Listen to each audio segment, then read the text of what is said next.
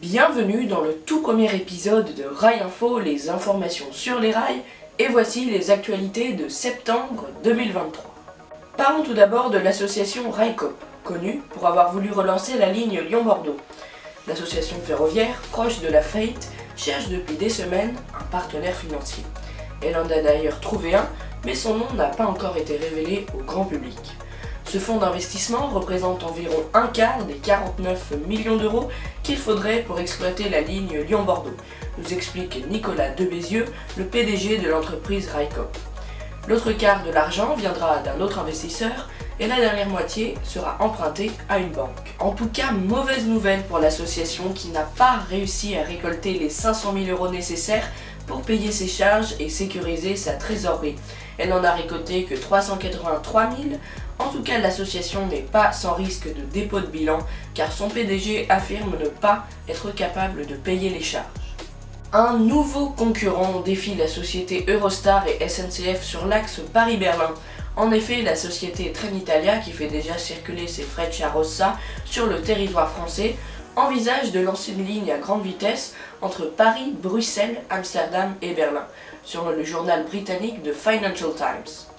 La stratégie italienne de Trenitalia, qui est présente dans l'Hexagone sur l'axe Paris-Milan via Lyon depuis décembre 2021, est de proposer un service de qualité et de confort supérieur face à ses opposants. En parlant des Italiens, ceux-ci sont déjà plus technologiquement avancés que les Français et pour cause, ils présentent leur nouveau train à hydrogène, le Coradia Stream, créé par la collaboration entre Alstom et la FNM Ferrovie Nord Italie. Présenté à l'Expo Ferraviara, ce train a une autonomie de plus de 600 km et comporte 260 places assises. Ils entreront en service fin 2024 et début 2025 sur la ligne Brescia, Iseo et Dolo, et qui sera la première vallée de l'hydrogène en Italie.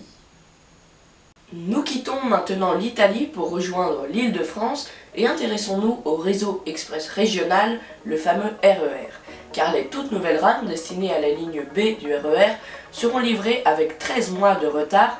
Leur livraison se fera donc en début 2027. C'est la conclusion de la réunion entre Valérie Pécresse, la présidente du Conseil régional d'Île-de-France, et de Henri Poupart, le président de Alstom. Et la présidente n'a pas caché son mécontentement envers Alstom. Elle estime que l'Île-de-France représente un client prioritaire car elle représente 10% du marché d'Alstom, soit 17 milliards d'euros. Mais alors pourquoi ces rames sont-elles retardées? Eh bien pour faire passer 32 rames dans un tunnel entre Châtelet et Paris-Nord, il faut élargir les portes et donc créer un nouveau chaudron pour le train, ce qui prend plus de temps.